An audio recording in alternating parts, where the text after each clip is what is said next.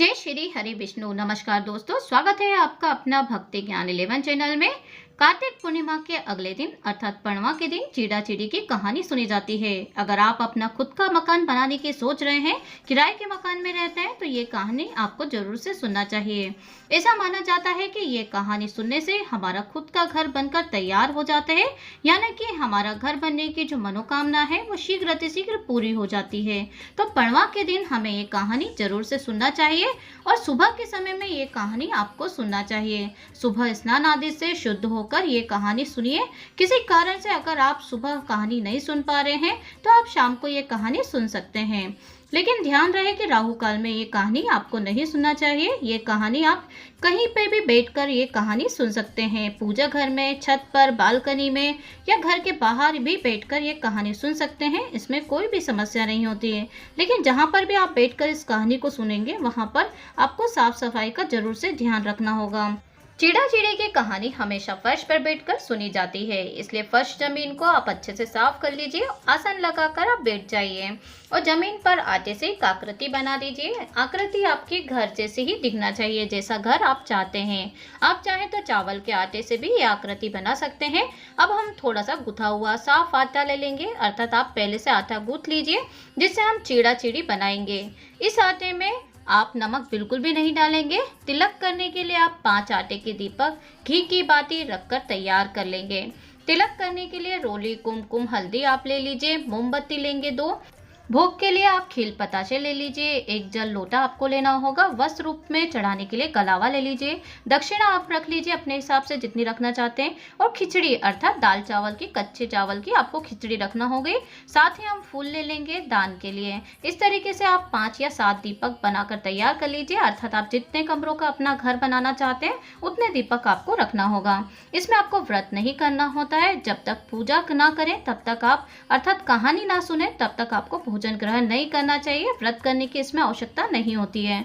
अब आप आटे से घर या मकान की आकृति बना लीजिए। जितना बड़ा, जितना मंजिला, 1 BH का, 2 BH का, जितने भी कमरे आप चाहते हैं, जितना मंजिला बनाना चाहते हैं उतना हिसाब से आप आकृति को तैयार कर लीजिए। और प्रभु से मन ही मन मकान बनाते समय ये बोलिए कि शीघ्र अतिशीघ्र हमारा भी ऐसा ही मकान बन जाए, उसके बाद हमारा भी घर ओंदा हो।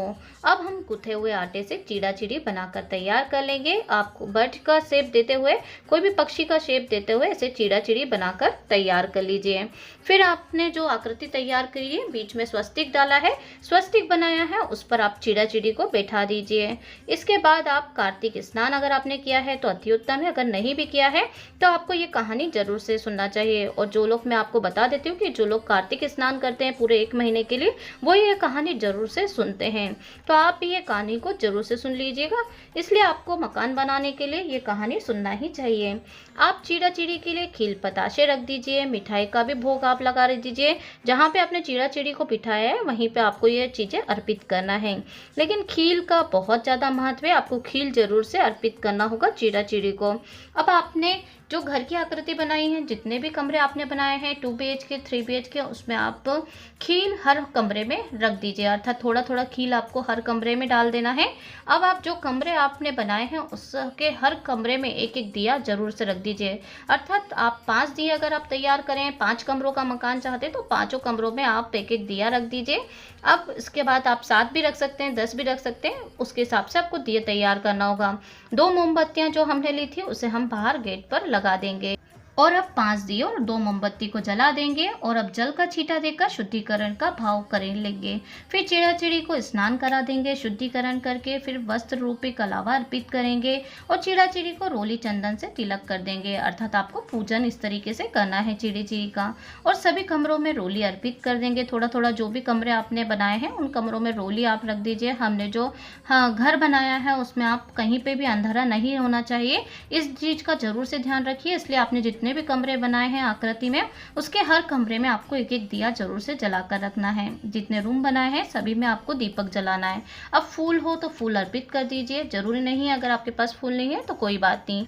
आज के दिन खिचड़ी बनाई जाती है, अर्थात दाल चावल की, और आम का अचार रखकर खिचड़ी का भोग ठाकुर जी को लगाया जाता है। साथ में खिचड़ी का दान भी किया जाता है और कुछ दक्षिणा निकाल दी जाती है। तो एक जल का लोटा अपने भरकर पास में रखेंगे। जिस पूजा स्थान पर आप बैठे हैं वहीं पे बगल में एक लोटा जल का भरकर रख लीजिए। हाथ में थोड़े से खीर लेकर सुनी जाती है चिड़ा चिड़ी की कहानी। तो आप लोग भी आइए हमारे साथ चिड़ा चिड़ी की कहानी सुनते हैं।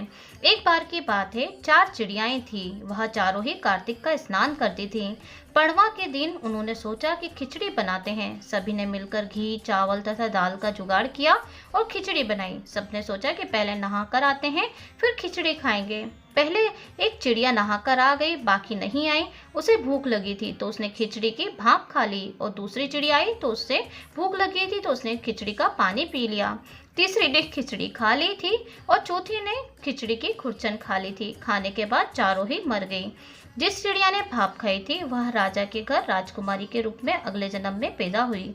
फिर चिड़िया ने खिचड़ी का पानी पिया था, वह कुमार के घर पैदा हुई, और जिसने खिचड़ी खाई थी वह ब्राह्मण के घर जन्म लेती है। जिस चिड़िया ने खुरचन खाई थी वह हथनी के रूप में जन्म लेती है।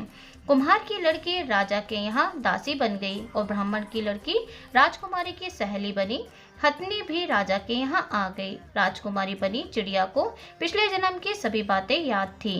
राजकुमारी का विवाह हुआ तो उसने राजा से कहा, मैं अपने साथ इस दासी को और अपनी सहेली को भी ससुराल ले जाऊंगी।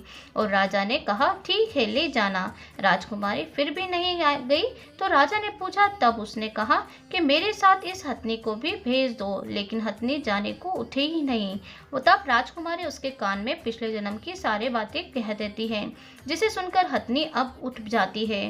राजा यह देख रहा था। उसने तलवार निकालकर राजकुमारी से कहा कि सच बात बता, कौन है तू, नहीं तो मैं तेरा सिर काट दूंगा। राजकुमारी ने राजा को सभी बातें सच बता दी। पिछले जन्म की सभी बातें सुनकर राजा बोला कि यदि कार्तिक स्नान का इतना महत्व है तब हम भी जोड़े से कार्तिक नहाकर पुण्य दान करेंगे।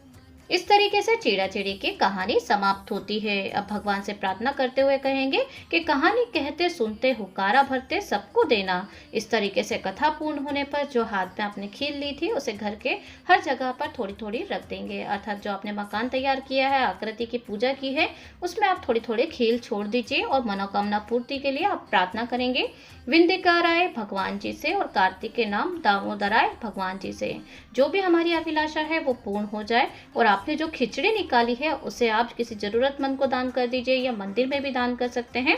जल के लोटे को किसी भी पौधे में आप ठंडा कर दीजिए। अगर आपने सुबह पूजा की है तो शाम तक इस घर को आप बना कर रखिए, अर्थात हटाए ना। और अगर आपने शाम को पूजा की है तो अगले दिन तक इस घर को बने रहने दीजिए।